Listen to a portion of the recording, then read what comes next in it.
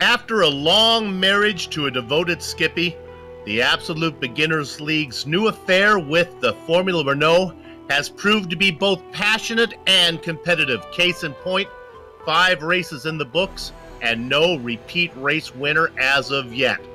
6-time champ Errol Num has been at the top of the standings all season long until now, replaced by hotshot rookie Claudius Veed. Will the unswerving punctuality of chance continue its season-long contribution, or will the results of today's contest provide both driver and fan solace, reassured the world is not completely haphazard? From Phillip Island, it is the penultimate round on the Formula Neagle Season 14 schedule, and all the action from green flag to victory donuts can be seen live as it happens here on the Global SimRacing Channel. Tie me kangaroo down, might, and welcome to another GSRC broadcast and the countdown to green. As cyberspace flows into your place over these 15 streamy award-worthy minutes, GSRC will bring you all the storylines, all the stats and facts you'll need to fully appreciate the 60 minutes of simulated Formula Renault 2.0 racing that follows immediately as we count down to green for round 6 of 7 on the Formula Neagle Season 14 schedule.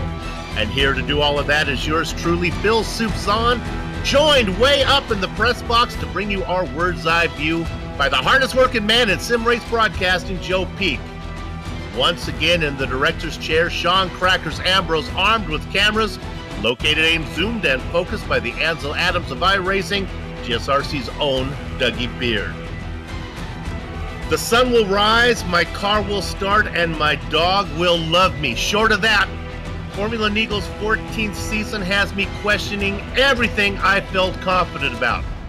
The Slovene machine Patrick Sliss, the Roland Estonian Errol Num, Pierce Short, Phil Cocky, Diogo Francisco, and most recently Claudius Veed all have wins this season.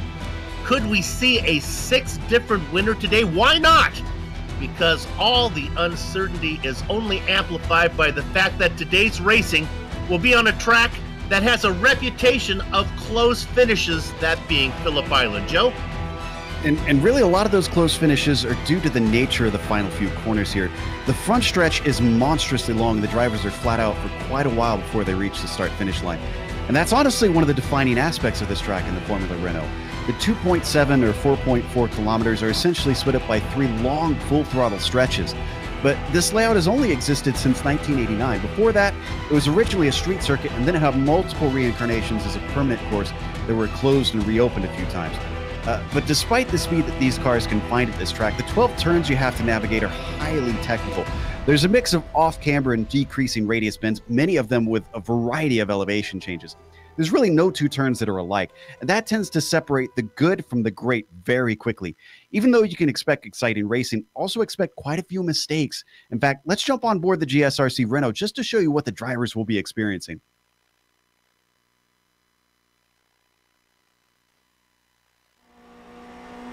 All right, we've got Scott Newton in the GSRC Formula Renault 2.0, so let's do a lap around Phillip Island. Coming down to Dooham, the front stretch goes a long way, so expect lots of drafting to cause side-by-side action into this fast sweeper. Thankfully, it's easily flat out. If they do hold it around the outside, they could have a leg up into the southern loop, where you might see passes completed. But this corner is off-camber, has a crest, and forces a dramatically late apex. Self-made errors will be common. Exiting off, get onto the power confidently and hug the left through Stoner. Then, stay on that side unless you intend to attack or defend. A great many of the passes attempted will likely take place here into Honda, but at the same time, it's very easy to outbrake yourself on entry and slither wide onto the escape road.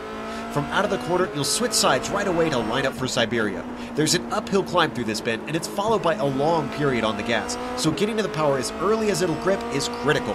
You've now hit the backside of the course, and these weaving S's are essentially a straight in the Renault. Straighten them out as best as you can, and then hold off to the right on the approach to Lukey Heights. This long arc is blind, has a decreasing radius, and requires more breathing of the throttle than actual braking.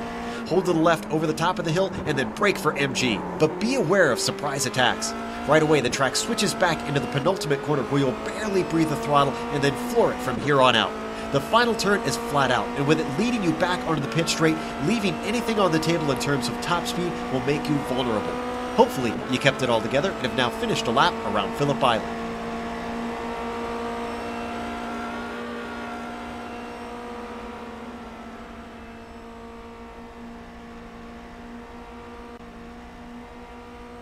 And there you have a lap around Phillip Island. You know, for the simulated fans at the track buying tickets at the last minute, try to get seats near Honda Corner, because that is going to be a certain place to see lots of action. And now how about we take a look at the action that took place in the point standings. As mentioned earlier, Errol Num for Bushfink Pink lost his points lead in the wake of Claudius Veed's win at Monza last round. Diogo Francisco picked up his second career Formula Neagle win earlier this season. Coming into today's race, the Portuguese driver has 13 career starts. It took veteran Pierce Cockey a little longer to pick up his first career win, doing that on his 58th attempt. That was 2 races ago at Brands Hatch. And then there is Season 6 champion Tuan Tran rounding out the overlay. Could he be our 6th different driver to earn a win this season? Why not? Wouldn't be a surprise. Let's go ahead and look at the F2 driver standings, where the word there is volatile. Drivers have been climbing and falling on the points ladder, often in multiple positions all season long. Ian Robson's best result was 13th at Brands Hatch. The Brit sits 29th in the overall standings. After missing a race earlier this season, an 11th at Monza jumped Ludwig Sauer 10 spots, now tied with previous class leader Josh Brain for second. Daniel Solos, 15th last time out, was his best result this season. And one of the few Americans in this series, Jonathan Almanar, falls down into 5th. Moving to the team championship that can boast a pair of winners. Well, the only team that can do that would be Racing Red. As there's our team standings, manned by Diogo Francisco and Pierce Cockey, who went 2nd and 3rd at Monza. They've got a comfortable lead over the solo effort of Claudia Veed for TT Racing Yellow. You would think that Bushfink's presence on iRacing and GSRC, that company could somehow scrounge up a partner for Errol Num. Num doing it by himself again. He sits in 3rd, down a spot. 2 Stupid Dogs made their overlay debut last round and continued their move upward, now into 4th. David Burns and Vincent Bream went 5th and 6th last time out. TT Racing has a 3rd color on the chart. Tuan Tran and Bastian Hausman 4. I'm just going to give the RGB numbers here. 192, 192, 192. Joe, we've talked about the track, gone over the point standings. How about we look at the event details? Yep, as you mentioned, with all the seasons they had in the Skippy, this is season 14 overall, but the first time Formula Neagle has run in the Formula Renault. We are in round 6 of 7, the penultimate round, and there are no drop weeks. So this is incredibly important. And this race will essentially set up what we have to expect on that last round, what the championship decider is going to look like. Today's race is going to be a 60-minute race, and because of that, you can expect 2 stops with the way that they limit the fuel. Now, these setups are open on these cars, so they can tweak them to their liking. And unlike the Skippy, there's actually quite a bit more that you can do with the Formula Renault to adapt it to how you want it to be.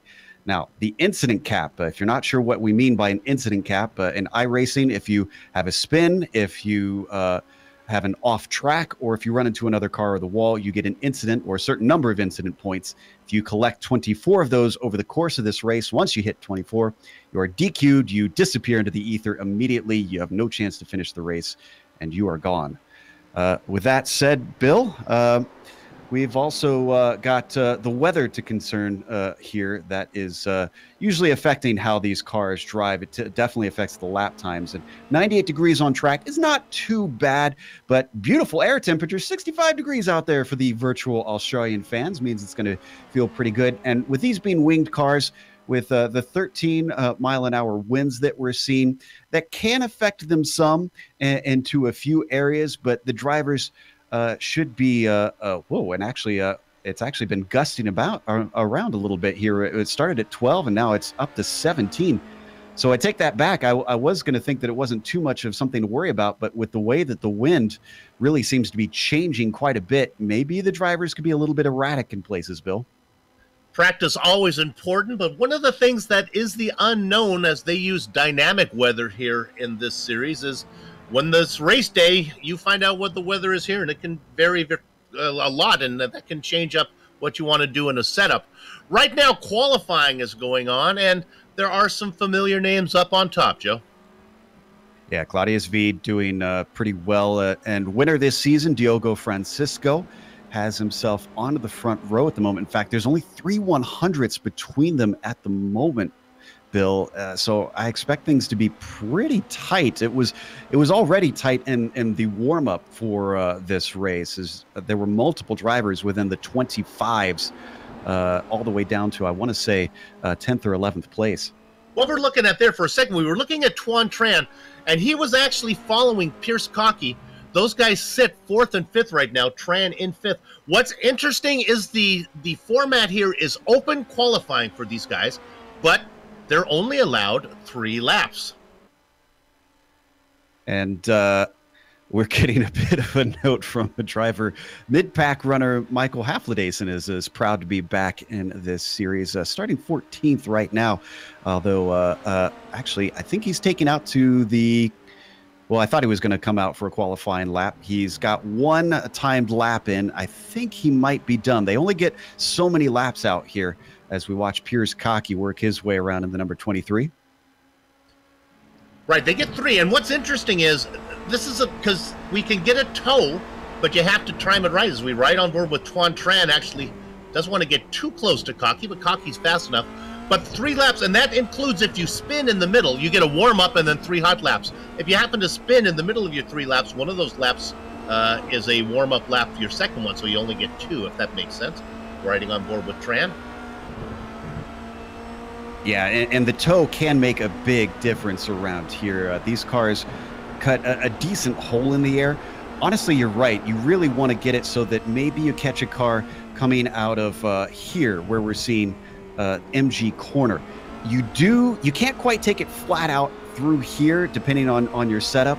So if you can catch them right up to Swan, right here, and just slingshot by, or just be right up behind them when you cross the start-finish line, that'll give you quite a few tenths up on your lap time. He makes the slingshot there. One of the aspects of Phillip Island is oh my goodness, look what that did for him. Tran timed it right. That's how you do it. That's a veteran driver right there. Season 6 champion Tuan Tran, looking to be our 6th different winner today. I want to talk about one of the dynamics of this track, Joe, and for newcomers or for those that were talent challenged like me, it's devastating. And that is the amount of declining radius corners through this track. They are everywhere. I hear some drivers who love this thing. I am not among them. I hate decreasing radius corners, especially in high downforce cars like this. This is a twitchy little machine, Bill. And if you come in too hot, there's a couple of them that can really throw you off. One especially, I think we're going to see it up here, up into Lukey Heights. Yeah, Lukey Heights can be so dangerous in this car. The rear is going to want to start to come out on you if you take it in a little bit too hot, and especially if you try to get back on the power, which you can sometimes, depending on your line. So expect to see a few drivers in these long sweeping corners just spin out unexpectedly when they time it wrong.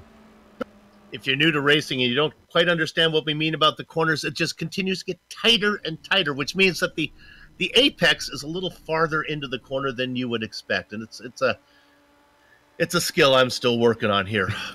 Me too, honestly. Josh Brain gonna work his way around down into MG, currently sitting in 16th, slightly faster than what I was working before. I was in the mid 26s on my fastest laps. I'm starting to wonder with the wind. I wasn't aware that the wind was so gusty as I was practicing, so wondering if that affected how fast some of these drivers are, which again comes down to maybe if you just get bad luck on your 3 laps, you could be out of position on the qualifying. This series is noted for incredibly large fields. We're I don't know if I would say blessed, but at least the commentators aren't going to quite have to work so hard, as we have a normal size field, about 27 names on the entry list, 25 putting qualifying times. And I think with Brain deciding to go off on that lap, I think that's it. I don't see anybody else out running at the moment. Well, then let's go ahead and take this opportunity. We can take our time to run through the starting field. And on the pole, it is Tuan Tran with that qualifying lap where he sat behind Pierce Cocky. He gets up there. Errol Num, 6-time champion, going to be outside of him on row 1. Claudius Veed, the hotshot rookie, inside of Diego Francisco. Row 3 is populated by Pierce Cocky and Ali Hay in the 6th spot. David Third Degree Burns is next to his teammate Vincent Green for Two Stupid Dogs. Ludic Sauer, we talked about his good result last time as he moves up the F2 championship. He's going to be inside of Marcus Gestahl. Neil Bamber will start in 11th, and he'll be flanked by Eric Blixt in 12th. Wojciech Podozek will be 13th, and Michael Haflidason will be P14. Alex Jonsson starts in the 15th position. He'll be followed by the driver we just saw finish at the very end, Josh Brain, in 16th. Michael Blixt will be 17th, and Alejandro Liero will be 18th. Then it's Justin Tipton starting in 19th, and John Morgan Bill will be P20. And just the few drivers that are left, the Strudelmeister Thomas Kick in the blackjack position inside of Oliver Elliott. Daniel Solo and Edgar Sanchinelli go 23rd and 24th. Mark Caballo goes in the 24th position. Zachary Zwar and Big Cat, Sam Catazino down there. I'm not sure if he's going to race with us. It's always good to see him in the field. I gave a big yay out there to Wojciech Podozek. We haven't seen him for a while. Good to see him back. Absolutely. Familiar name. Have him racing on GSRC for a few years now, if anything. Yeah. Well, this will be interesting. Season 6 champion Tuan Tran on the pole. This is a passing here should be it'll easy enough, but yeah, you're going to see some passing. I don't think it's going to be, a case of a place like Zandvoort or elsewhere where you just have a hard time finding any good opportunity, because you got really hard braking zones into Honda and into MG, although MG is going to be a lot harder to try and make it work. But most of them I expect right here into Honda, we saw on screen there. As the drivers get called to grid up their racing machines, the one thing you want to watch for, fans, is maybe not the passing, but the length of the lead train. It could be as far as maybe a dozen cars back, as everyone, Burns, Bream, Sawyer, Gestahl, these guys are all, Bamber certainly fast enough to hang with the guys if he's in the tow. That's not good news for our guys who are at the top of the charts, like Num and Veed. They would like to see that train. Not quite so many, so they have fewer pieces on the chessboard when they start to play. What I expect with that train, honestly, Bill, is even though it might start with a number of them, I think it's going to whittle down lap by lap, because you're going to see drivers that aren't willing to just sit in line. They're going to try and battle with one another, and something's going to happen, and it'll break it up.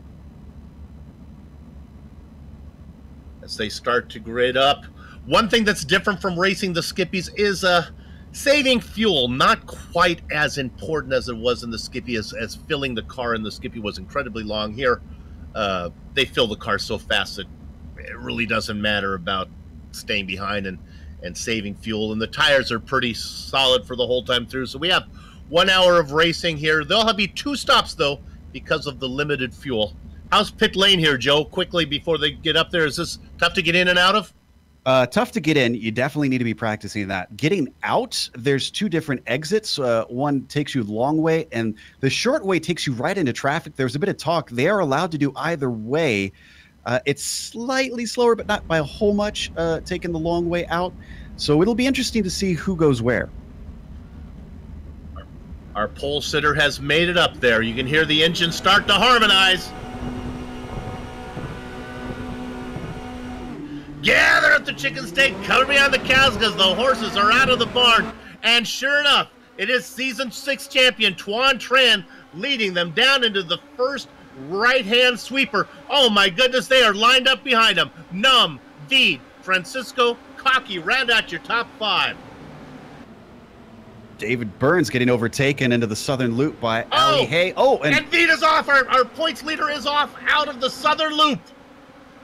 Wow. We'll come back and take a look at that, but he sacrifices all the spots as he goes back to the last car in line. Well, that's going to give us an exciting climb back up through the field. They hit Honda for the first time. We got a bit of contact. Oh, someone just slid through there. I'm trying to figure out who that is. I think Daniel Solo. I think it's Josh Brain that's off in the grass right now. He comes back on. He cycles back in behind Veed, so there's one spot vultured by Veed as he's going to work his way up. Meanwhile, up in front, Tuan Tran looks like he's going to get credit for leading lap 1. He heads down into the MG corner now. Moving up into 5th is Ali Hay with Veed out of the picture. Wow, that was pretty messy into that corner. Thankfully, I don't think we had as much damage as we could have, because one of those drivers was just effectively a bowling ball. He got off into the grass. That was Solo, I think. And there's no braking, obviously, there, Bill, so he couldn't slow it down and plowed through the field. Tuan does lead the first lap. Num closes up behind him as they go into Duhan, but not going to happen there. There is a challenge for second. Looking on the outside, that's Diogo Francisco. Ooh, a few drivers not happy. I think that was Podazek. He's way off course in the southern loop.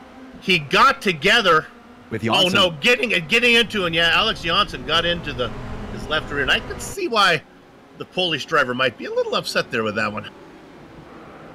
Ooh, bit of a frantic start here, and we've got more cars off in Honda. Justin Tipton went flying. Another case of contact. It was Alejandro Liero who got into the back of him. Very similar to what we saw with Podazek, actually. Justin Tipton got tipped by Liero. Wow, and then Alex Janssen got a little payback as well as he goes off into the sand. Yeah, this is messy, Joe. Not what I'm used to seeing from the absolute beginners. Typically, they're very good about getting some of these newer drivers in here and kind of showing them the ropes.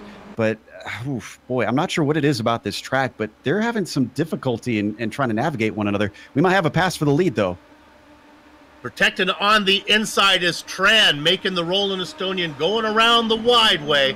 If he can hold his position, then he'll have the preferred spot into the southern loop, and he does. These guys have raced together more times than I can count. You want to talk trust between two drivers, Errol Num and Tuan Tran. They can race close, and they race clean. Let's see if Tran tries to come back at him. This is one of the other 3 long acceleration zone I was telling you about. And really the best place to pass here into Honda. Doesn't have a go at him. Francisco looks like he's his teammate, just kind of holding position. This is bad news for Iro Nam, because if Tran can get ahead of him and allow Francisco to really hassle him, that's 2 drivers working together to try to keep him back. Francisco, of course, on the leading team. He's actually teamed up with Pierce Cockey. I don't remember Pierce being here today. It's TT Racing Red. Look at Ali Hay back there racing. Your timing and scoring may be a little bit off. He is in 4th position. It says 7th, but that's because so many drivers, Joe, have taken a tow to pit lane that our timing and scoring thinks that they are leading. There must have been another big accident. There was Gastal, Blix, and as they tumble down the order, I'm having trouble. Kick was the other one of those 3, as I think we got another swap. Tran ahead of Nam now. Yep. Did that again into the favorite passing down into Duhan. We'll take a look at that pass for the lead. Half pass, half dance. With 55 minutes of racing to go, these guys are just putting in the laps right now. Yeah, and this is why you're seeing these seasoned veterans. And as this is happening on the replay, I can report that Francisco did get by Nom in the Honda. But yeah, this is I guess we did see it live there.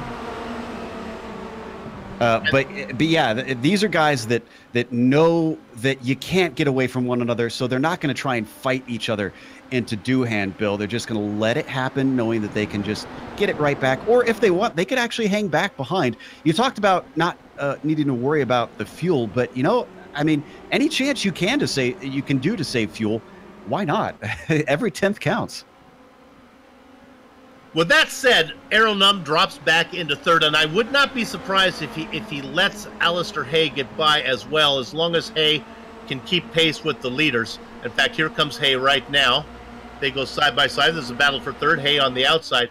This will say a lot here if Num surrenders the spot, and he does. And even the leaders swapped. Francisco and Tran changed positions up front. Wonder if they're trying to stretch away, because they did get a bit of a gap there. Right. I don't think they're going to be able to do it. But like I said, with them being maybe on sister teams, we could see maybe Tran and Francisco just try and use the leapfrog to pull a bit of a distance. We talked about the length of the train and how long it would be. Well, now it is 4. They have broken up. Let's talk a little bit about Errol Num. He is very, very competitive. He likes to win, but I don't know of a driver who thinks more about the big picture than Errol Num. He's honestly one of the few drivers that's happy to finish third if he knows it's going to help him in the points. And right now he's back there knowing that the guy he's chasing, Claudius Veed, is at an issue. Yeah, and Nome is essentially the Prost of this series. Let's go to Michael Haflidason, because he's in a nice little battle with Vincent Brame in 7th right now. In fact, I think he's going to get him into MG. Good to see Haflidason back racing with us, and he's making his presence known. He's leading Vincent Brame and Pierce Cockey. I apologize. I didn't think Pierce Cockey was here. He is here. Bamber, another train of 4. Actually, very close. We might get 3 wide here. Oh! The one in the middle, that's Haflidason. On the inside is Brame. Brame's going to get both of those spots. Now they got to get it sorted out. Careful. Boy, they continue to almost bang there. That's Brame in the middle. Let me rephrase that. Haflidason was on the top side. He loses 2 spots. Yeah, I think they actually did bang wheels there. Oh, and Tuan Tran is off. Tuan Tran. Southern Loop, it looks like. Oh, and it started with contact with Ali Hay, and we will definitely want to get an onboard of Iro Nam at some point on this replay. Oh, my goodness. We're going to watch this. Probably a couple looks here. First of all, now Hay gets loose in front. And then Tran gets into him. I think we'll need to back up a little bit more here. Yeah, we want to be in the southern. Now we're on Tran. Let's try that one more time, because this one's important. Here we go. We're on Errol Num. Can we move up one position? There we go. Now, I think we're looking. Yeah, there we go. That's Tran behind. Now watch Hay, the lead car gets loose. Tran checks up. And they get into it. And look at Errol Num was able to avoid that one racing back there in 4th. Well, Hay got loose twice, and that's what caused the incident. It's the second time, because Tran was looking to the outside thinking maybe he could get a run, and just that second bobble caught Tran out. See, you talk big picture, and that's where Num got out of there, got back a little bit so you could see what was happening. He now races in 3rd. So where does this put Tran? He's down in 11th now. That is a long ways down. So that's another rival for Num falling by the wayside. And he is back there in, I'm hearing. Tipton had a big Tipton had another one, yep. And he got, I hate to use it, he got tipped again. Okay, let's catch our breath. We're going to take a replay of that one. We're going to look at Tipton and... This is in Doohan. Car behind just a little bit too close. The slightest of contact. You're on the edge. This corner is so fast. That's all it took, was just the little teeny nudge that he got, and you could see how it sent him flying. All right, now as we come back live, I want to jump down to 11th and 12th position. This is Tuan Tran, our leader, has fallen down to 11th. He is just ahead of guess who? Claudius Veed. Oh. This will be interesting watching them try and climb through the field as well. I wonder if Veed is going to take the position and try and lead the way, and it looks like he will. So does Tran fight back, or does he just kind of use him as the boyfriend leading him through the crowd here? I think that might be the case. I don't know if Tran would like that analogy, but yeah, I get the idea here. But I don't think so. Look at Veed is really pulling away. Now, remember, there's a difference between the two problems. Tran had contact when he went off. Veed just went off into the grass. Tran's car may not be feeling well right now, and I don't think it is, because here comes Alex Johnson around him as well. We'll stay with this, but behind them, we might have caught a flash of Liero going off. He just came back on, didn't hit anything. It was in the southern loop. Certainly is a romantic image we have on screen there. There we go.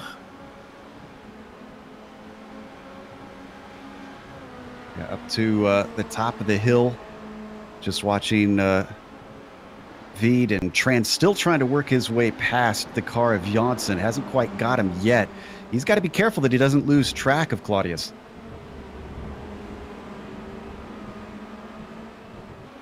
Yeah, I think Tran is in fact, he's off in the beach right now. He comes back on. That car's not feeling well.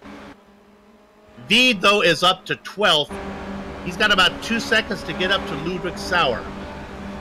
I think we might have a taker for... Oh, I thought it was going to be a scheduled stop. Matt Caballo went into the pits, but I think he's now out of the race, as he is grayed out on my screen. Yeah, we're looking at 20 drivers still racing, the last one being Edgar Sanchinelli. Nope, Daniel Solo, I guess, is going to be our last one down there. Yeah, after the damage that he got, glad to see he is back out on track. No fast repairs, so I think he's just lucky enough that he had to get the front wing repaired and just got a new one plopped on. Well, as things settle down a little bit, how about we go to 14th position? We're going to look at Oliver Elliott. He's really not in a battle right now. The reason I want to talk about Oliver, he's our hard charger. Started in 22nd, is up to 14th. Honestly, Oliver, most of those I think were vultured by attrition, but nevertheless, you're not one of the guys that are out of the race. A little bit higher up, Bill. You know, we were watching the battle between Haflidason, Brame, and Bamber. It's just 3 of them now. I'm trying to remember who the 4th was. Ludwig Sauer's not too far behind them, but the big thing that the reason I want to go to these guys is because we've actually got the car of Claudius Veed catching up to Sauer. So it's not going to be too long before this 3-way battle suddenly has a very fast driver amongst them. As wow, that was an exciting moment coming out of Doohan for Vincent Brame. Can't believe he caught that. Yep. That's Brame back chasing Haflidason right now. Yeah, you said it, Joe. Bamber is in 9th, Sawyer, but Veda's coming on these guys. And Claudius would like that to settle down a bit so he can get them one at a time rather than get into turn a 4-car battle into a 5-car battle. And Bill, this has been an atrocious day for Tuan Tran. We didn't catch it. It was quite a while ago, not worth a replay, but he had an off coming up towards Swan out of the penultimate corner. That put him back, and he has since taken his scheduled stop. I'm not sure if maybe he had to get some repairs or something, but for whatever reason, he's decided to go a little bit off strategy here and has put himself maybe back to just to get in clean air. Cone to cone, 34 seconds for Tran. 14 seconds in the box. We'll use that as a benchmark. Remember, there are 2 stops that will be needed. Got an update on one of our drivers that's DNF'd. Marcus Gastal, unfortunately, his pedals failed, so hardware working on him.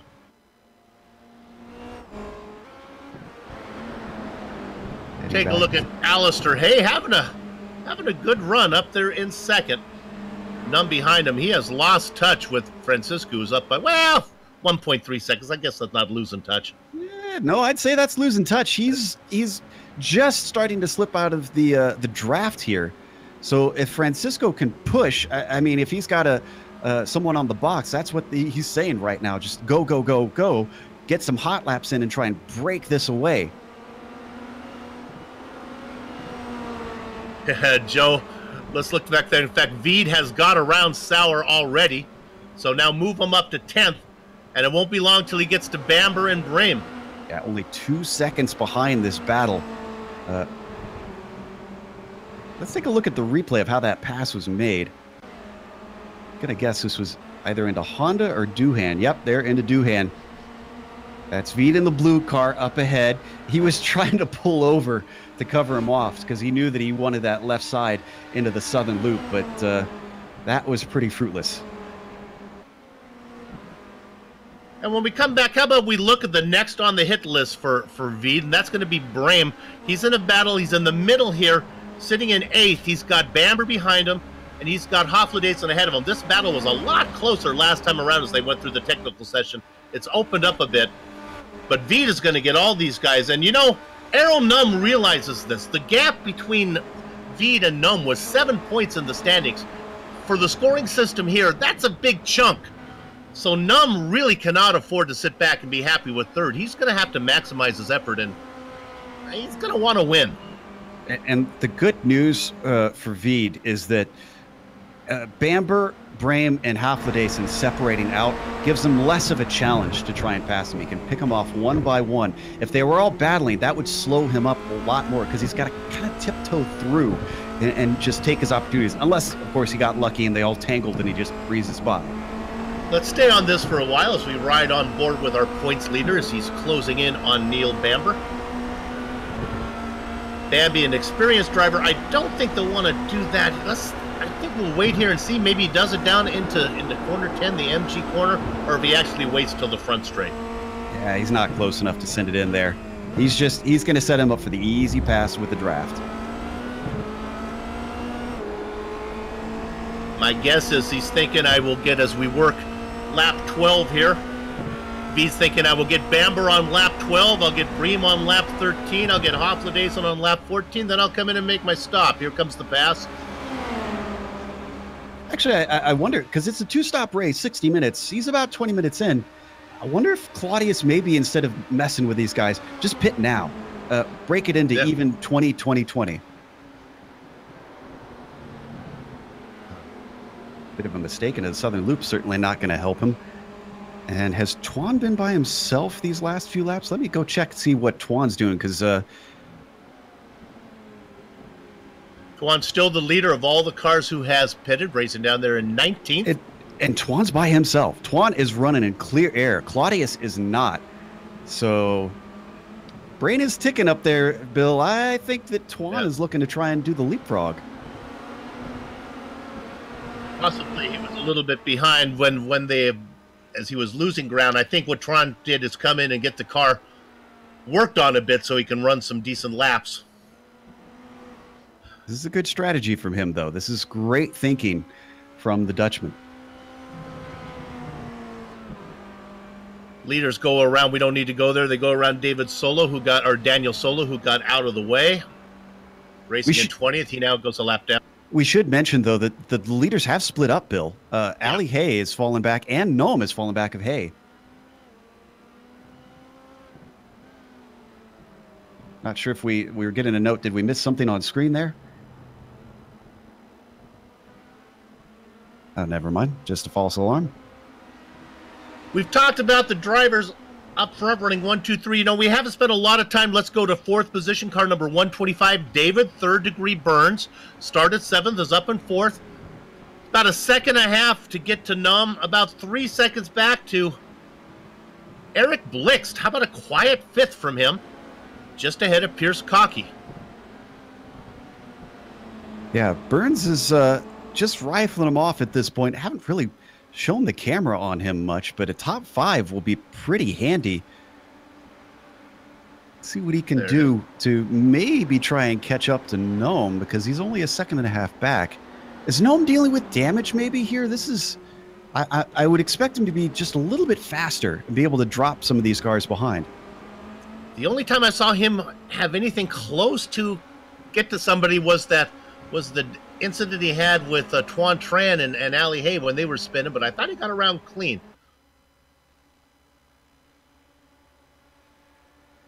Not seeing any damage on the car, so I think he's okay. This is just his pace where he can run. Well, that goes on. Let's go back to 8th position, and sure enough, he did it quickly. Vincent Bream, or Claudius Veed got around Bream, now up into 8th. with Hofladason next. And Veed's been making good use of the slipstream here. I'm looking at the lap times. He is just a little bit faster than Tran, so he's doing everything he needs to keep Tuan behind in this pit cycle. Neil Bamber, in the meantime, has come in and out, and he's taking the long exit. He had some traffic coming up on him, so this was probably the smart move as we ride on board with Hofladason looking back at Veed. Bamber cycles out into 15th spot, just ahead, you can see there, of John Morgan, leader of all the cars who've pitted.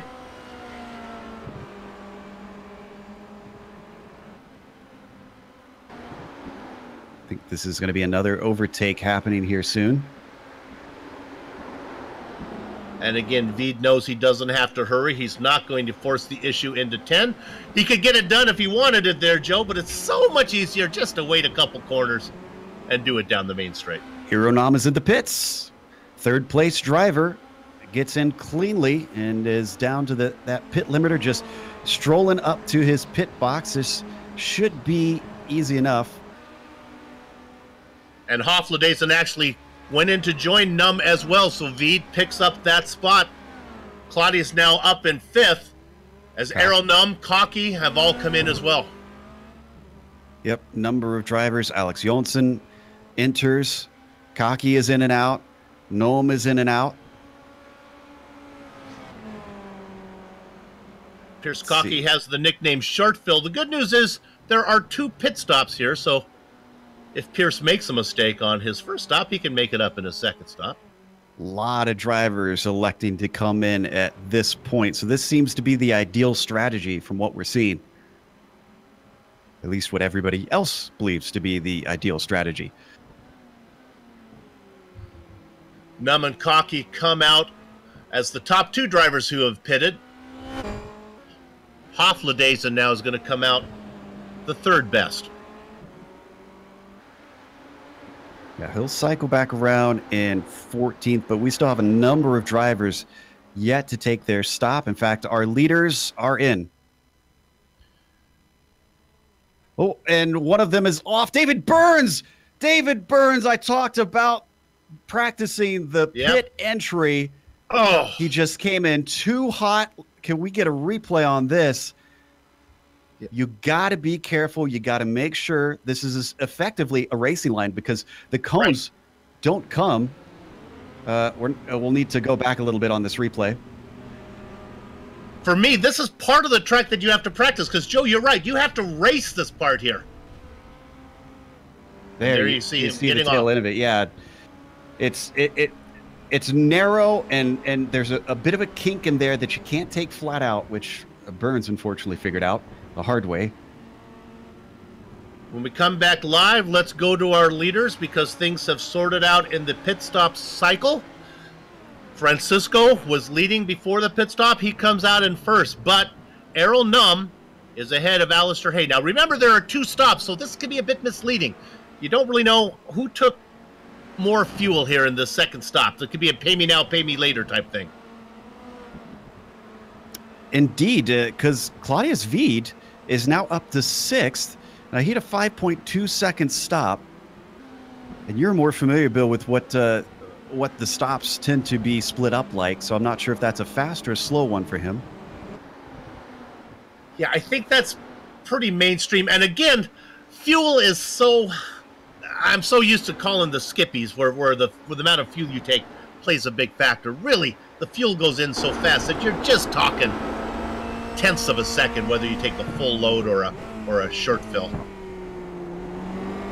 I think the biggest difference, Joe, about how much fuel you take is how heavy your car is, and that's where you can maybe save a little bit of time. Yeah, that makes a difference in how the car drives around the track. There's a few corners I found that the longer I got into the stint, the easier it was to stay flat out through them. So we ride on board with Veed down the front stretch. Just behind him, got a bit of a battle going on between Bamber and Brame. This is for 7th. That's Brame out in front. Bamber right behind him as they work through the southern loop. Let's see now. I told you to watch out for Honda. Honda really has not been that much of an action corner here. I think maybe it's just the nature of these cars that it's hard to make the pass. They head down to Honda here. Let's see if Bamber forces the issue. Nope. Yeah, I did not expect the draft to be this powerful. I wonder if the wind is blowing down the front straight. I'd have to check the direction of the track and the direction of the wind. And maybe that's what's causing it to just be such a tremendous run if you get behind the car ahead. We ride on board with Bamber, and again, as they head up to Lukey Heights, you don't want to be 2 by 2 up here, and I imagine like most drivers, he's just going to stay behind, get a good run out of Swan, and then makes the pass down the main straight. Yeah, this time he's much closer than the last lap, so this is probably going to be a slam dunk for Bamber as we ride on his nose. Out of Swan, he is well within that slipstream. Look at him gain. What's important to watch here? Watch when the pass is made in relationship to the start-finish line. Very, very close. Bamber was able to make the pass. He got it done by 3/100ths of a second. That tells you that there's an opportunity to snake the guy on the last lap. It's going to be risky with how close that is. You're going to have to time it perfect. Oh! They get together. Bamber got loose, and Bream had nowhere to go. That twitchy rear end. That's we saw similar with Ali Hay at that same point. Right as you just about get to the curb, you're getting on the power, and I think from the looks of it, Bamber just maybe applying it too soon, too much, and that's what sent him around.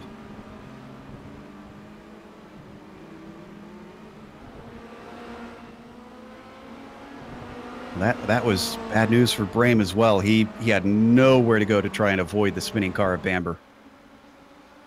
And there we're looking at Burns in 8th now. Bamber right behind him in 9th, about 1.5 seconds back. I don't think he's going to be there very long because Janssen is right on top of him. You remember, Bamber's probably got some damage with the thump that he took. So I think this is going to be an easy pass for Alex.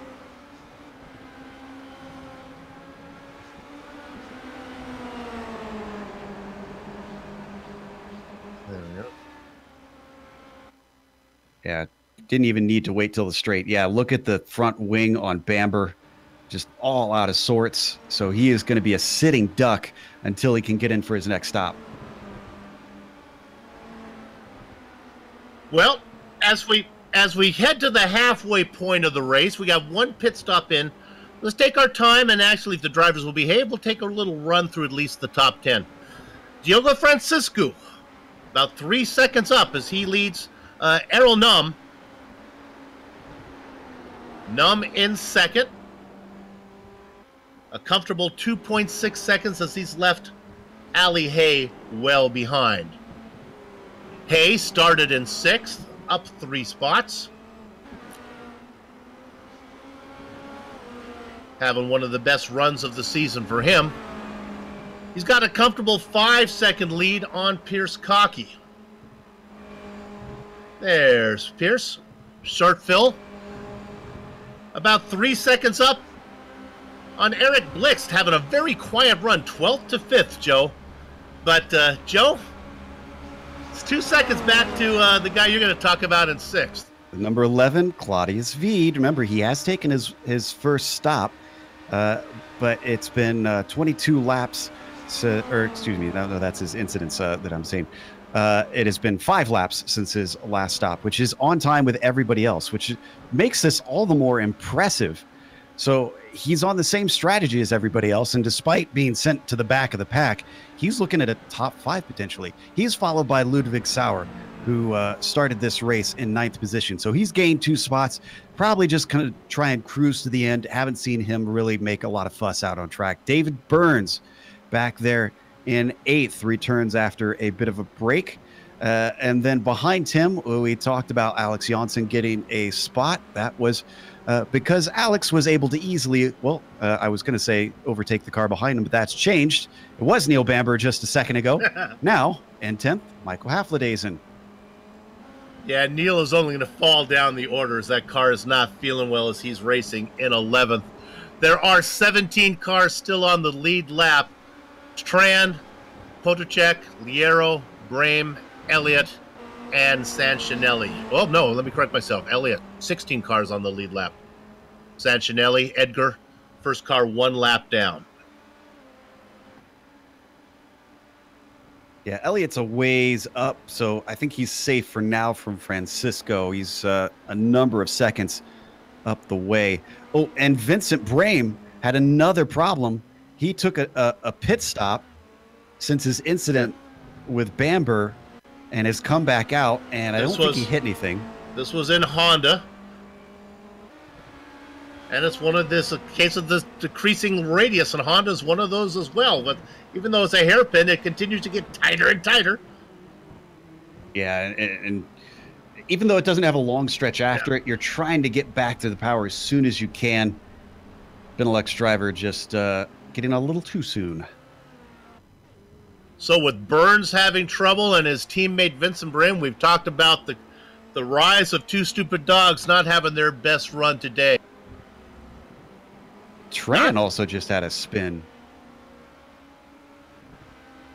Yeah, Tran had got his way all the way up to 12th, but he's had another issue.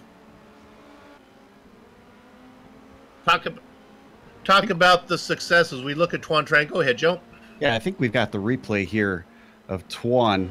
This is in the southern loop again, and the car just gets a little bit out from under him. I kind of wonder if this is the wind. I agree. I would think of the same thing. That's such a fast corner through there. Yeah, go ahead, Joe. The cars are already a little bit twitchy on their own, as we're going to have a pass for 7th position. Ludwig Saar is going to be overtaken by David Burns. Yeah, I mean, these drivers, especially the ones up at the top, like Tran, Noam, Veed, they're good drivers. Their consistency is one of their strengths. So it's not typical for us to see them make mistakes like this lap after lap. I think there's just so much gusting wind that they're not expecting it, and it's causing the already loose cars to just be unpredictable. We're looking on board with Ludwig Sauer. Yeah, slips back down to 8th. Number 27. He didn't really fight it, though. He's chasing Burns. And when we come back, when we get off of this, maybe we can go back to Claudius Veed in 6th position. Got something interesting happening here as he's trying to get to Eric Blix. Now, Blix is in 5th. There's a car between them that's a lap down. That's Justin Tipton, who's had quite an adventure today.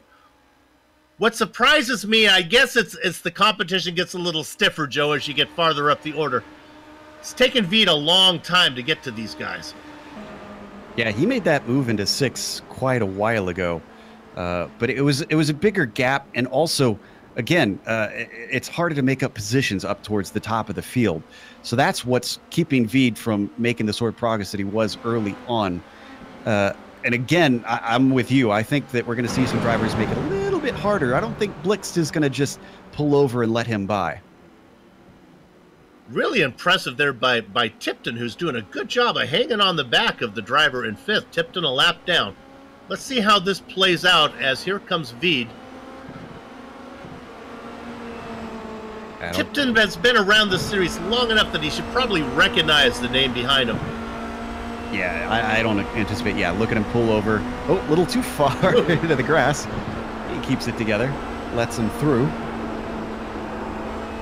Points paid down to 20th here, so this could be. I know this is insignificant, but this pass here between Eric Blix and Claudius Veed, this could be a championship pass right here. Every point really matters. And with nobody having taken their second win, it looks like Diogo might be the one to first to do it. Yeah, you got to have every little one. You got to rely on consistency, on just good finishes to take a championship instead of dominating like we've seen guys like Noam and Tran do in the past. And this series has a dynamic that I wish other series would take in. very short seasons with no drop races. Seven races. I mean, you start, you get in the middle, and you're done. And everything counts. This is great racing from these guys. Closing in, looking over that rear suspension of Blixt. Oh, he's a little wide at the apex. That's not going to help him here. He's got to be nice and tidy. He can't look in his mirrors. He's just got to focus on what's ahead.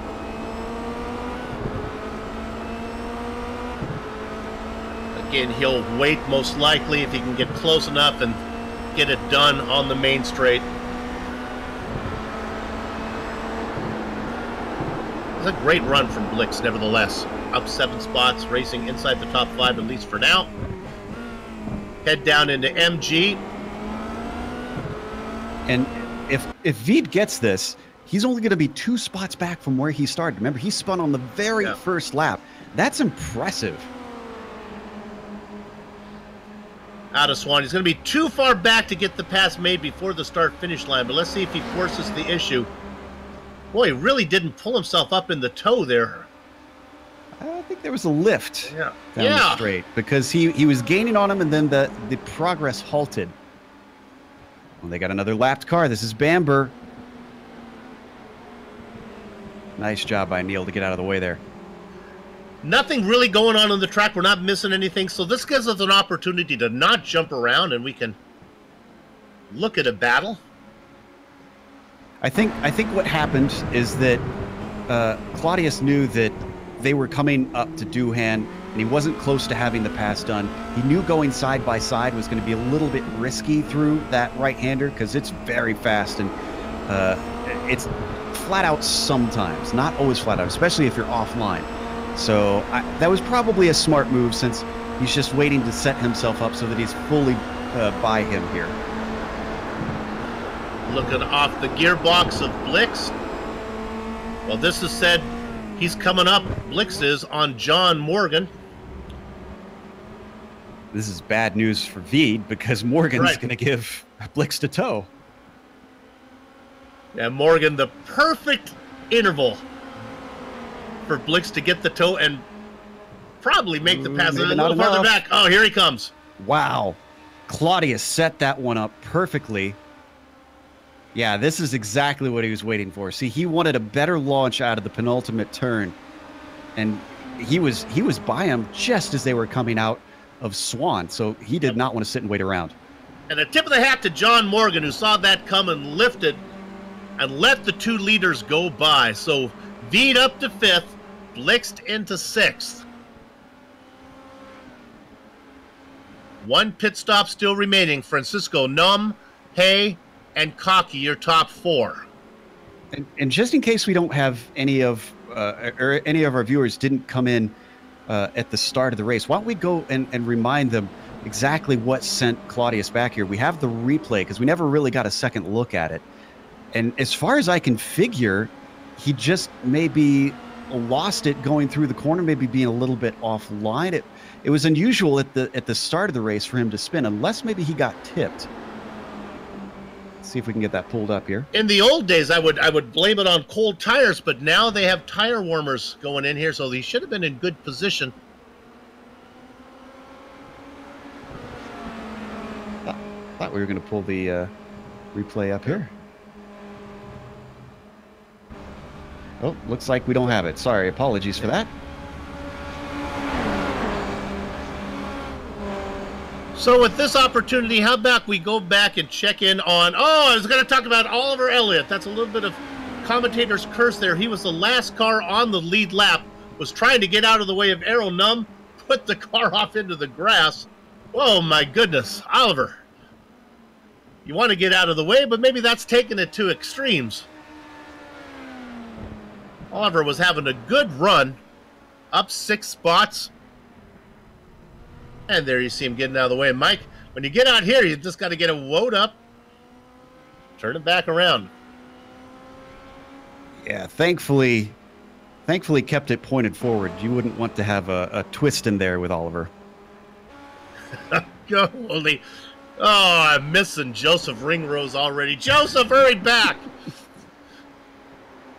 You know, after being passed by Claudius Veed, Eric Blixt has been riding his coattails. He is well within the slipstream and just been using it to try and follow him forward.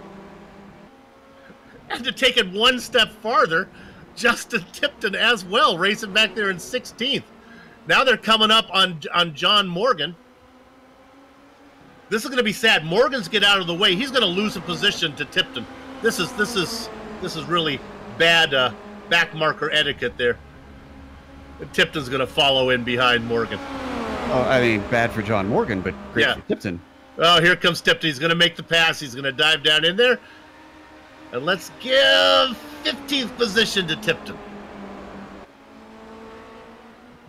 Nice job by Justin to stick with this.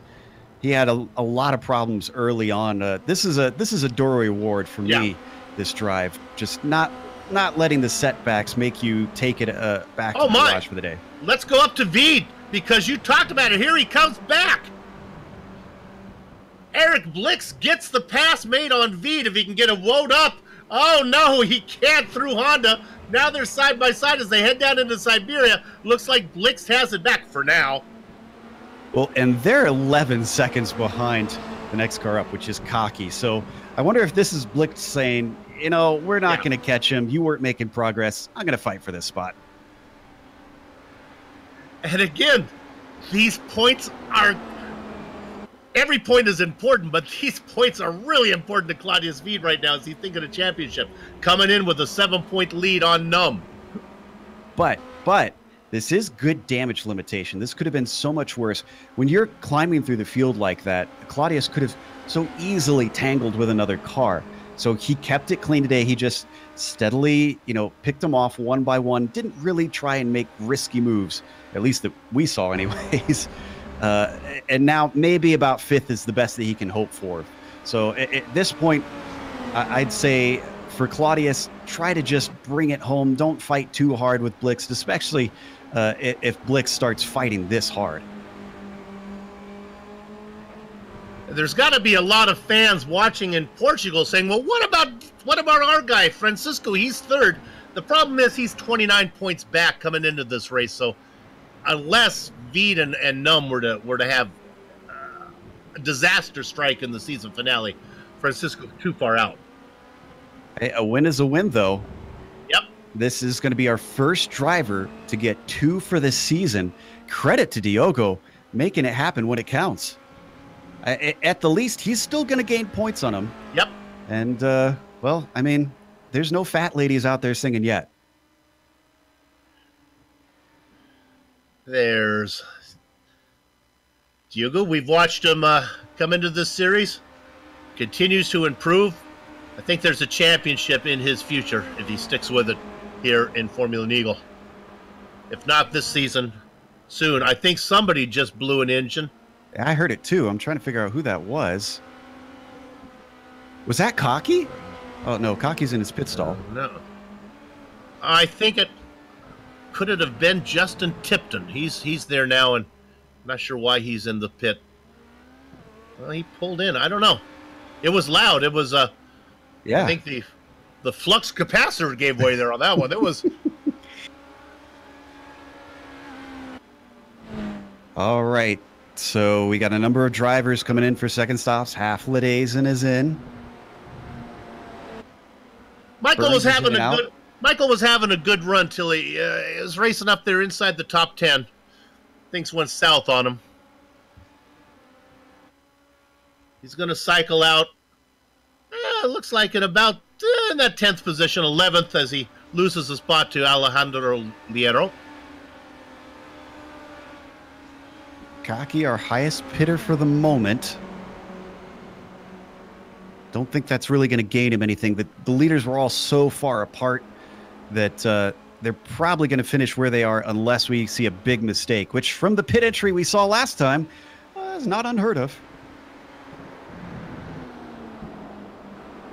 Let's go ahead and jump back up to 4th position here. Whoop, nope. Blix has decided that he's going to forget this battle. He's going to come in for his pit stop as V was right behind him. Num is in as well. Num is out. Quick stops here in these cars. Hay That is out. cycles him out in third spot. Hay comes out in fourth. About 2 seconds on Cocky, but Cocky's gaining. And the tire Pierce wear, has a shot.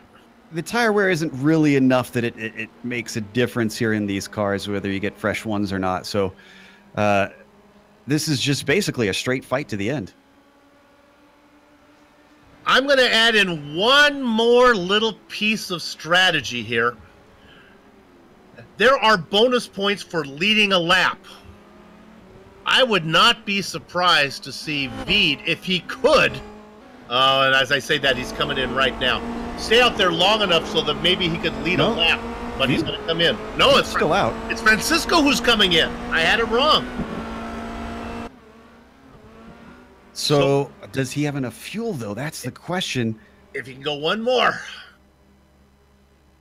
It's not worth risking running out of fuel, though. He does. He stays out. And But he will be credited with leading, so this no, is a he bonus. won't. No, he won't. Claudius is out first. Oh, just denied by seconds. Yeah, that's Diego there coming out just ahead. He's not going to get it. My gosh.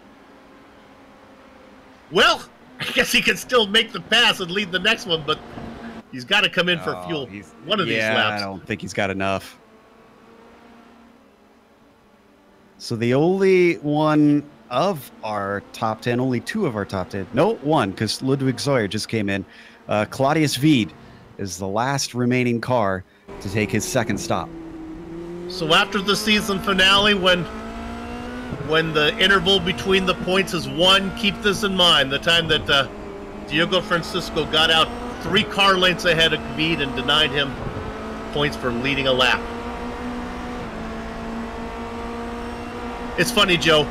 Points are points whether they happen at the beginning of the season or the end of the season, but they always seem so much more valuable at the end of the season, yeah? We as commentators love to be like, oh, this is the turning point. This is the thing that cost him. No, it's any number of incidents. Janssen comes in for his stop. Oh, no, he's in a battle, excuse me, with Ludwig Sawyer. This is for 9th. And as that goes on, we can stay on this report that V did come in. We'll watch this, and I'll talk to you as the other cars. Num goes by. He picks up a spot. Ali Hay is going to come by and vulture a spot. We look at Janssen and Sawyer. Sawyer's trying to get the spot back. We should point out it was Janssen who overtook him. Let's see if that blue and black machine of Ludwig has any answer.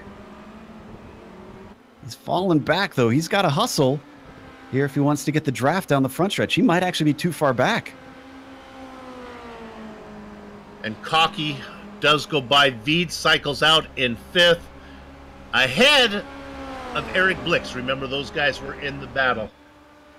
And critically, Blixt is within half a second, which is going to be enough for those two to continue that battle, much to the dismay of Claudius. That's right. So in the top 10, that's one of our best battles there. Veed and Blix, they've continued to put on a show. Burns sits in 7th. Janssen, we saw him, he's in 8th. Sawyer in 9th. Mikael Hofladezen back up inside the top 10. Only 13 cars on the lead lap. Tran, Bremen, and Liero, the last 3. You talked about some of our hard chargers. Janssen has come up from 15th to this 8th spot. This has been a great run for the Scandinavian. He is indeed our hardest charger.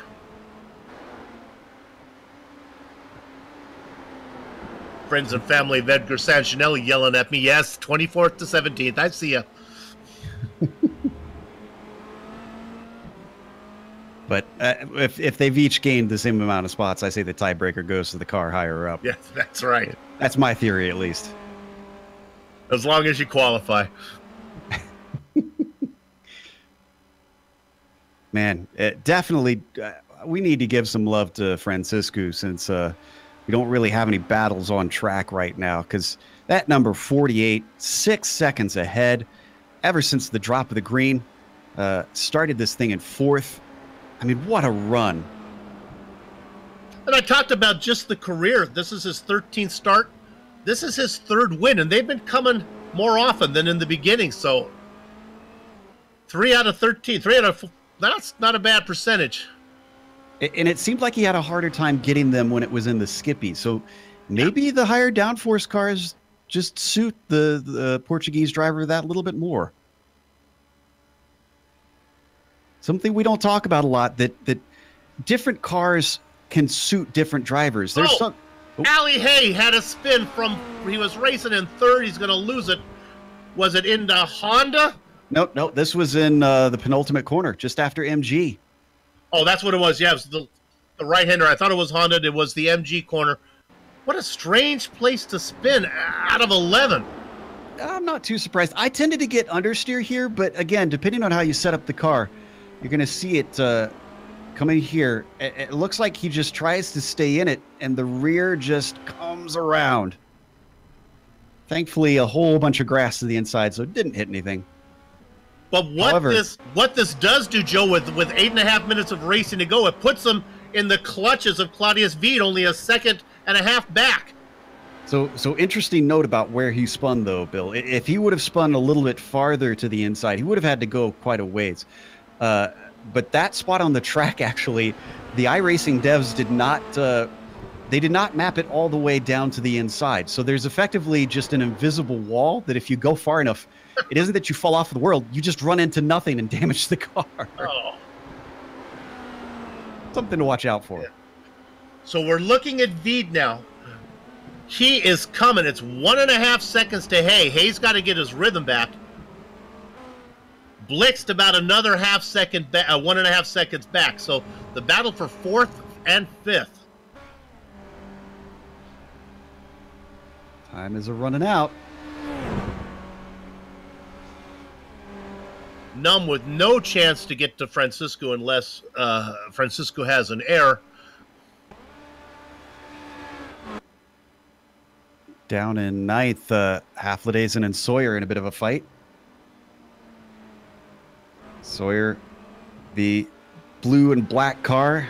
Haflidason, the white machine. Haflidason continues to climb. Remember last time we checked on him, he was in 10th, now up into 9th. I think he's leaving Sawyer behind. About 5 seconds to get to Janssen. And did we have an incident with Tipton? Oh, we did. It might have been too long ago. I think, I'm trying to figure out, oh, this was out of Siberia. He just got on the power too soon, lost the rear of the car.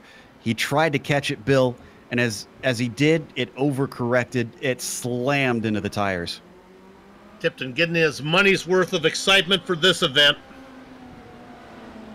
Well, spending his money's worth. Yeah, better go up to 4th because Veed's coming. Errol Numb has to be shaking his head as he's watching Claudius climb through the field. The last thing Numb needed was for Hay to spin. Oh, look at this. This is a done deal. Great run out of Swan. He's so far back, but he's coming so fast. Down to the inside. Move him up into 4th. Easy peasy. That draft is just something today. And all of a sudden, the interval between 2nd place points and 4th place points, I don't have it in front of me, but I don't think it's 7. I think Claudius Veed's going to, if things hold as they are right now, go into the finale holding the lead.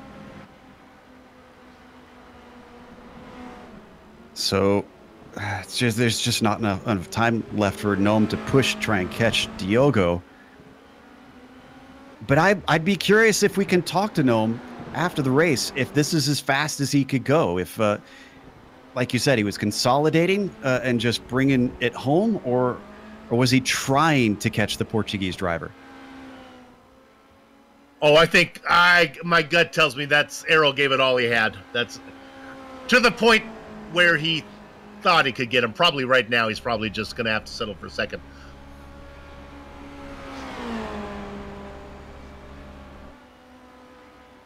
Well, this sets up a great finale in 2 weeks.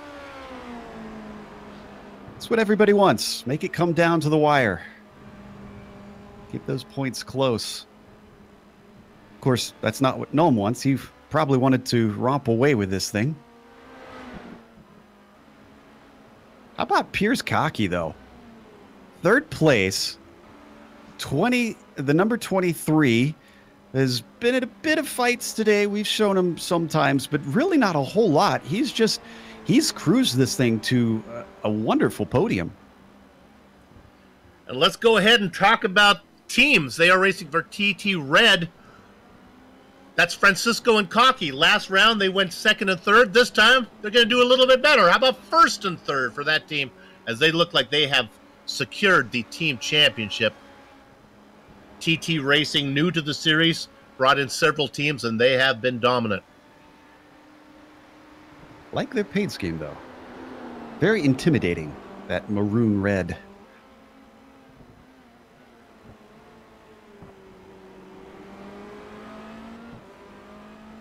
So, that said, Ali Hay really the only battle, and well, we know how that played out because Veed overtook him. And I kind of wondered if Hay maybe would try to ride his coattails and see if he could snipe him at the line, but he's starting to drop back bit by bit. I think the number 9 is going to fall off the cliff here as soon as Veed breaks the draft. That would be good news for Eric Blix, who did his very best to try to run down Veed and thought, maybe I can get that spot. Well, I don't think you're going to get Veed, but maybe you get the opportunity to get that spot anyway in the form of getting to Alistair Hay. You got just under 3 minutes to get there as they go through the southern loop. Yeah, but I think it's just too little too late. I don't think Ali has to make his last name at this point. He just needs to bring it home.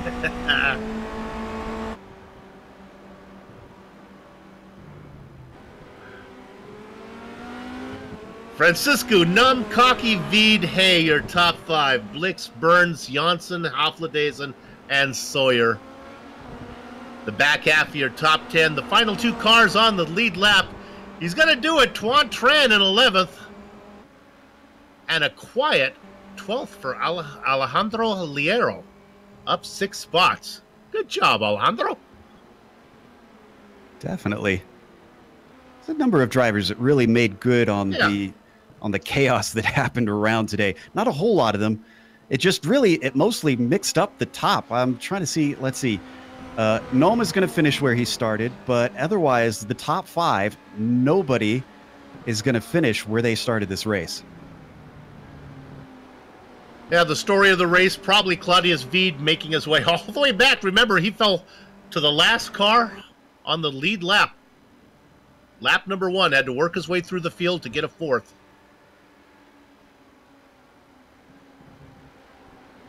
Attrition's been pretty monstrous today, too, we should point out.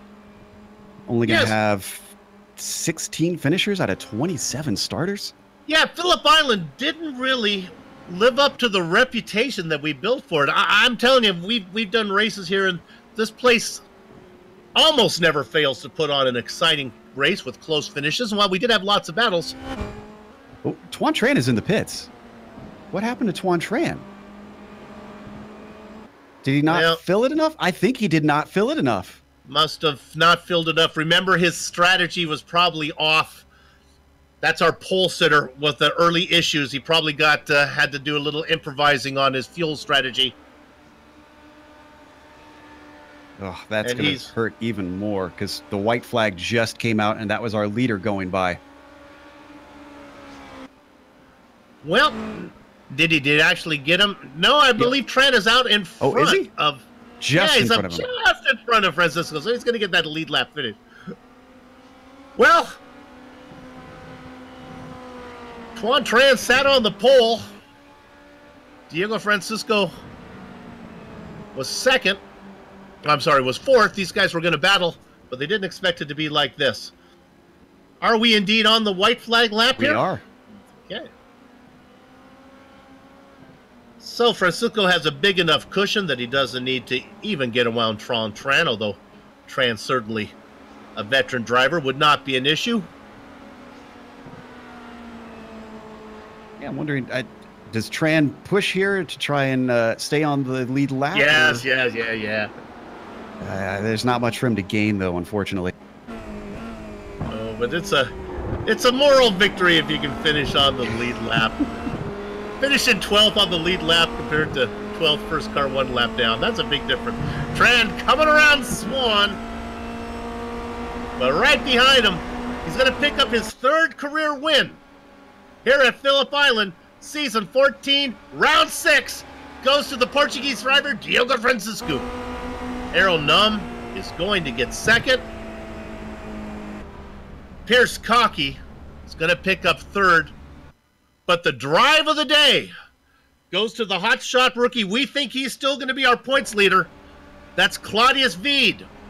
Started in the 3rd position, fell all the way back after a mistake on the first lap in the Southern Loop.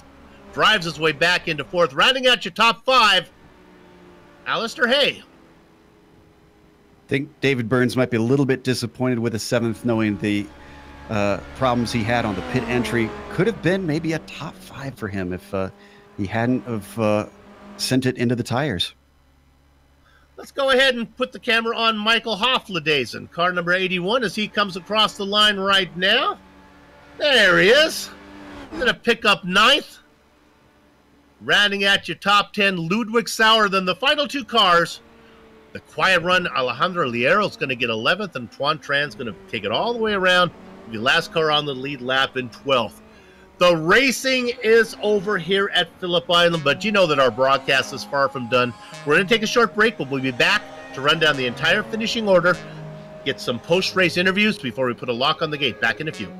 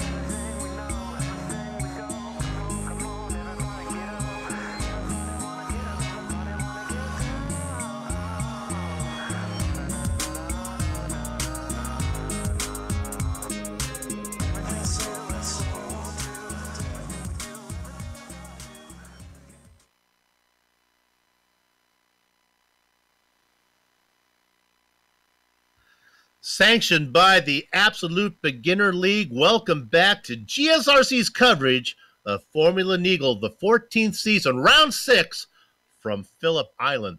The results are in. Let's give you that right now. Picking up his 3rd career win, it is Diogo Francisco. He comes ahead of the 6-time champion, Aeronam. Claudius Veed came from, started 3rd, finished 3rd, but that really doesn't tell the story of his race. My goodness. Ali Hay in 4th position. And you know what? Timing and scoring, Joe, there must have been some type of penalty because Pierce Cockey came across in 4th, but he is being scored 1 lap down. Shortfill must have got some type of penalty, or we missed it, as he's being scored in 12th. We'll talk more about that later.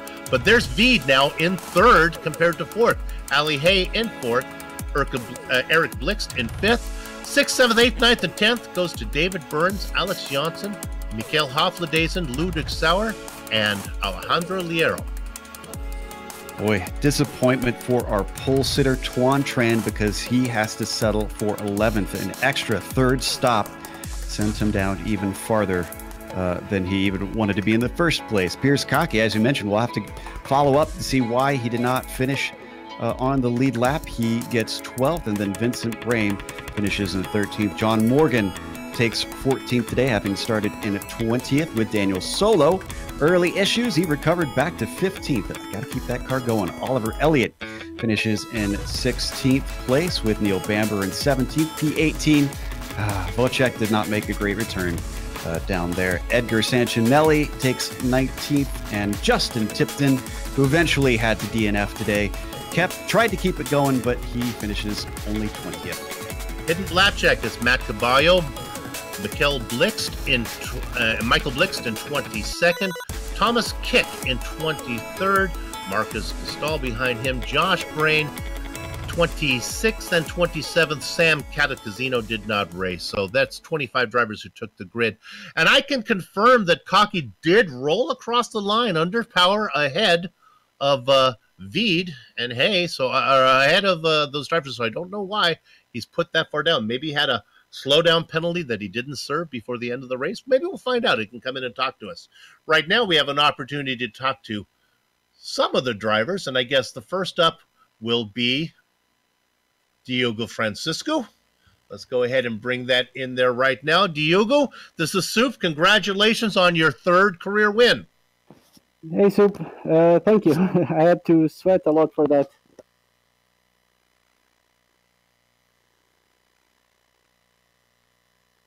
Did we lose Bill here? I'm here. I was wondering if we lost. Sorry, I'm there. I lost a little bit of Diogo Francisco. Starting in 4th on the grid, did you early on? Was it pretty scary, huh? Yeah, it was a little bit scary because Claudius, I think either he went too deep or he misjudged his braking point. I know he had problems with some force feedback on his wheel also, but he must have had some problems in going into turn 2 because it just started to go wide, and I was just hoping he wouldn't spin on the inside and catch me on that. But after that, we had a pretty clean race. Lap traffic seemed to be pretty polite for you, getting out of the way. I didn't see any scary incidents. Did everything go okay? Yeah, it was actually pretty smooth in that aspect. Everyone was really polite. There were some guys I thanked throughout the race because they really got out of their way to let me pass without any problems. So thank you to them. Do you think you're more competitive in this Formula Renault with the downforce than you were in the Skippy? You were fast in both, but you seem to be, I don't know, to me it seems like you feel more at home in this car. Well, I actually feel more at home in the Skippy. It's still the car I race the most in the service, but I don't know, for some reason I've been getting good results in this car. I think everyone is still getting adjusted to the car, and it was a nice curveball from the organization of this championship this season. I agree. It has shaken things up and has put on a good show. Well, congratulations on another win. You're sitting 3rd in the points. You're going to gain a little bit on the guys in front of you, Num and Veed. Good luck the rest of in the season finale coming up. Thank you so much, Soup. I appreciate it. There we have our race winner, Diogo Francisco. Joe? We've got Michael Haflidason with us to talk about his climb through the field. Started in 14th and finished in 8th. Michael, that's impressive stuff. A couple other drivers around you managed the same, but for you, was it more attrition or just had better race pace than qualifying pace? Well, first of all, I've been gone for like 4 months, so just racing was really intense. But no, I really found the race pace today. I didn't find so much pace in qualifying. I really enjoyed the car during the race, though. It really came alive to me. Yeah, we're glad to have you back. If it's okay to ask, what had you away? Well, first of all, my previous base broke down. And then also I'm racing in real life, so you kind of have to separate some time for that. I mean, you have to prioritize. So I didn't want to like put all my money into sim racing right away. I wanted to focus on my real life racing. So that's the two factors why I've been gone for so long now. But I'm back and I'm here to stay.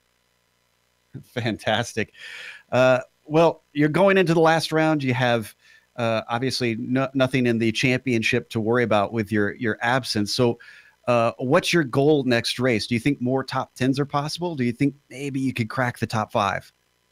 Well, my goal was to finish the race. I didn't care what position I was in. Like the Formula Renault, it suits me really well, my driving style. It's a car that I can handle very good. And looking at the result today, I think I can do a top 5 next race if I'm lucky. All right. Well, we look forward to that. And hopefully we'll be able to see you around a lot more now. Yeah, I hope so too. Thanks for interviewing. It's been a really long time since I've done this. We're glad to have you back. That was Michael Haflidason, 8th place finisher here today at Phillip Island.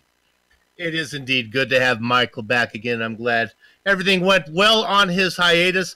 That's going to wrap it up for us here at the Global SimRacing Channel. Let's go ahead and make thanks here to the people that make this possible. We'll start with the Absolute Beginner League for organizing Formula Neagle and contracting with GSRC to broadcast it. Thanks to the company's equipment and software that you see on the screen right now that we use on the broadcast.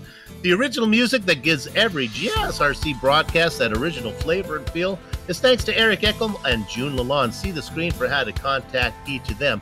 You know what? Formula Neagle returns in 2 weeks for the season finale. That's August 26th from Silverstone, where we will crown a championship. GSRC will be there, and we hope you join us. Sliding across your screen right now are some of the upcoming broadcasts.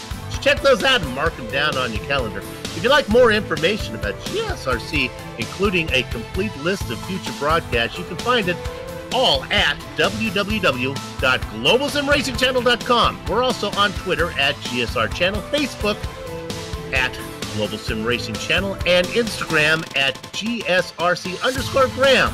And while you're here, if you haven't done it yet, why haven't you done it yet? Go ahead and hit that subscriber button at the bottom of your screen.